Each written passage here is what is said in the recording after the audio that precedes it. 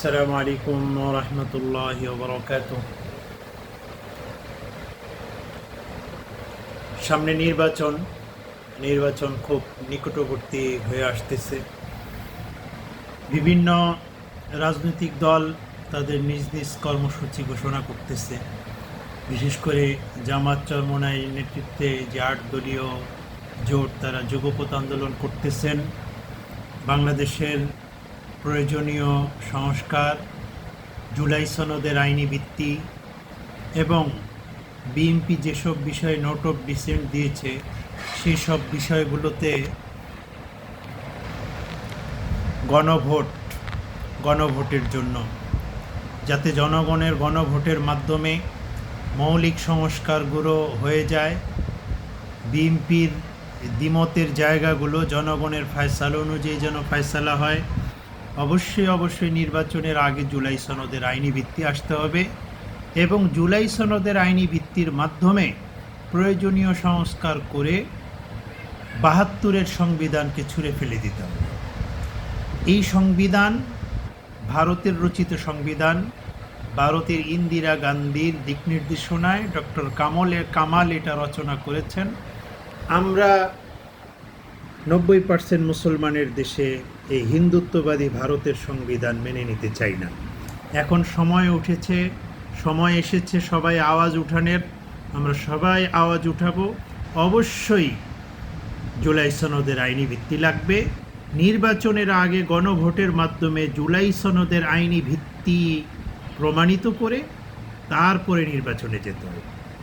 বর্তমানে বাংলাদেশে আগামী 15ই নভেম্বর আমরা জানি সোহরাওয়ার্দী উদ্যানে খতমে নবুয়ত সম্মেলন অনুষ্ঠিত হতে যাচ্ছে। বাংলাদেশের ইতিহাসে অনেক বড় সম্মেলন।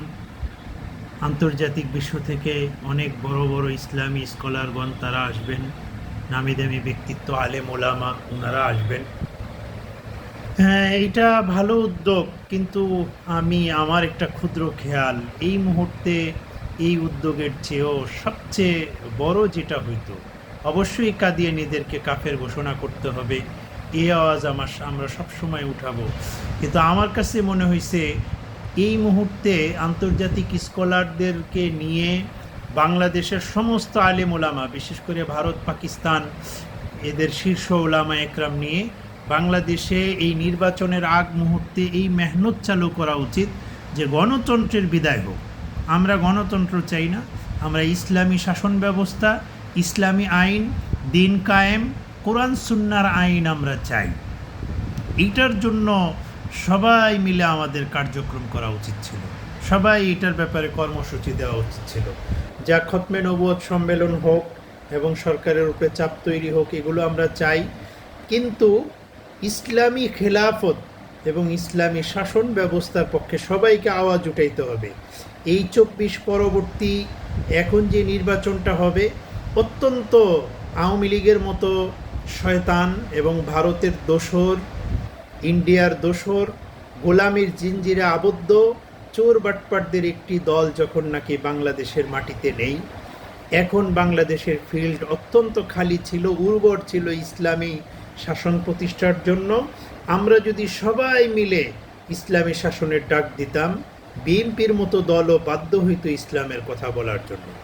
আমি দেশবাসীকে আহ্বান করব, আমরা সবাই আল্লাহর আইন, কোরআন সুন্নাহর শাসন, ইসলামী শরিয়া আইন, খেলাফতে রাশেদার সেই সুন্দর ইসলামী শাসন প্রতিষ্ঠার জন্য আমরা সকলে আওয়াজ উঠাই।